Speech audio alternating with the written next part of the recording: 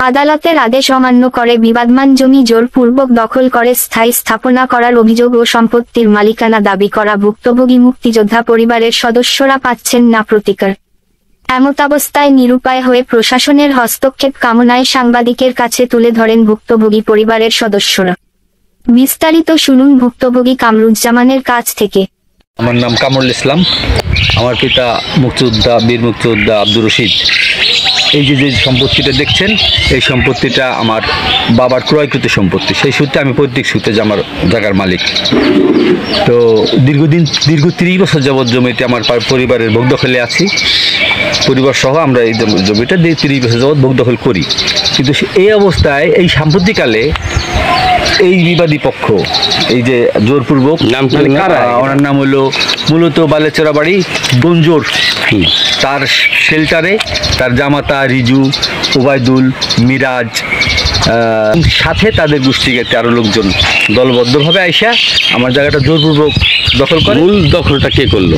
মূল দখলটা গঞ্জোরই নেতৃত্ব দিচ্ছে। এই মূল দখলের নেতৃত্ব কোন অজুহাতে কিভাবে তার শাশুড়ির সূত্রে প্রাপ্ত জমি দাবি করে সেই দাবিতেই সে জমিতে জবরদখল করে এবং বাড়ি বেলেচেরা একটু শক্তিশালী লাঠিসোঁটা আছে। জি, আমি আমার লোকজন নাই, আমি ভদ্রলোক মানুষ, আমি পারি না ওসব করতে ওদের মতো করে, যার ফলে আমি আইনের আশ্রয় দিচ্ছি। ভাই, এখন আইন কি বলছে? আইন জজ কোর্ট মামলাও চলমান, আর সেই মামলায় জমিতে স্ট্যাটাস কো আছে। আমি আপনাকে স্ট্যাটাস কোটা দেখাই। স্ট্যাটাস কো বলতে স্থিতি অবস্থা। জজ কোর্ট মামলার এই যে মামলা 459 নম্বর মামলা, 459 নম্বর মামলা 2021 সালের মামলা।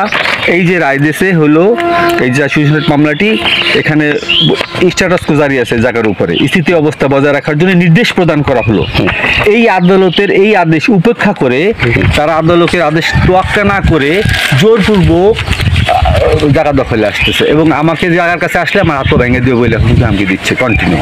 এখন আপনার চাওয়া কি? এখন আমার চাওয়া, আমি ন্যায় বিচার আশা করি। যদি তারা কাগজপত্রের বিচারে আদালত যদি তাদের জমি দেয়, আমি ছেড়ে দেব। কিন্তু অন্যায়ভাবে জবরদখল, এটা তো মেনে নেওয়া যায় না। আমি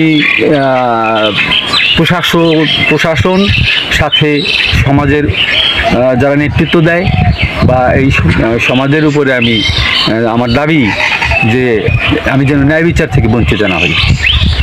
আমার দখলকৃত জমি বা ভোগ দখলকৃত জমি, দীর্ঘ 30 বছরের জমি আজকে হাতছাড়া হয়ে যাচ্ছে শুধুমাত্র তাদের লাঠিসোঁটার জোরেই আমি হেরে যাচ্ছি। তাই আমি আইনের আমি জেলা প্রশাসক মহোদয়ের দৃষ্টি আকর্ষণ করছি যেন আমি ন্যায় বিচার থেকে বঞ্চিত না হই।